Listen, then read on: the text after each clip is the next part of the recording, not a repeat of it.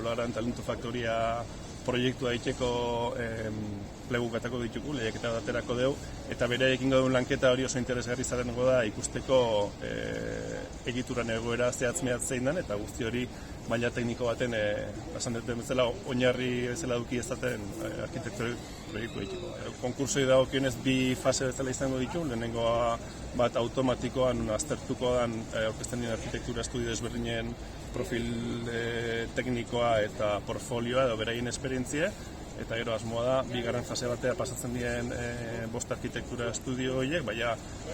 arkitektura konkurso bat egiaz, baina eraikinen aurre proiektu proposamen bat egingo, eta hor, beraien laketa itxeko garaien kontuan edukiko du hau, baina batez ere izango da ondoren behin betiko proiektu egiten danen, proiektu basikoa eta exekuzioa egiten da. Hiru urteko lan bat da, parte hartzaile pila bat izan ditugu, sozietate zibiletik, enpresan aldetik, unibertsiadek, eta horrek proiektuen ardatzan markatzea lagundu digu, baina handik gauza asko daude lotzeko, eta batez ere guk fokio jarri nahiko dugu publikok izango dien BS-hiru hortan eta publikok izango dien bi estalki hauetan. Eta horretarako alde batetik parte hartze prozesu lagunduko digu bertako edukik zehazten eta hori nola kudeatu beharko litzateken eta herritarren ekarpena jasotzeko eta baita ere neurri baten horren arabera espazio batzun distribuzioa eta moldatzeko. Master internazionala da, hau da EHU Lituaniako Kaunas Zeko Unibertsitatea eta Turineko Politeknikoa parte hartzen dute eta asmoa da ikasleek jakintza bat hartzea, bai 20. mendeko ondare eraikinak eta ikertzen, baina baita ere nola egin berrien esku hartze horiek purtso bat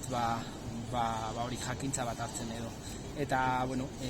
hiru unibertsitate hauetan zehar igarotzen dira ikasleak, lehenengo hilabeteak hemen daude, Euskal Herrian, gero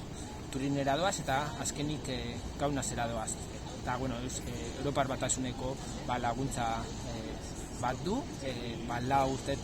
lau edizioetan zehar burutzeko edo. Horrekin ikasten dutena da egiturak ikuskatzen, hartu dugu olaran, manufaktura olaran erekina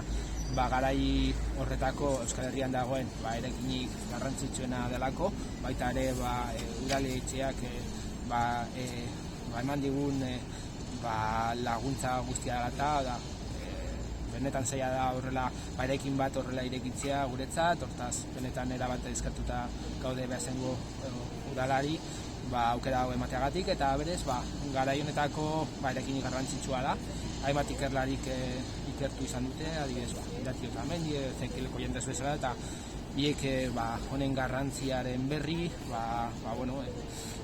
eman ziguten bere garaian eta hori dira eta apurtzo bat bere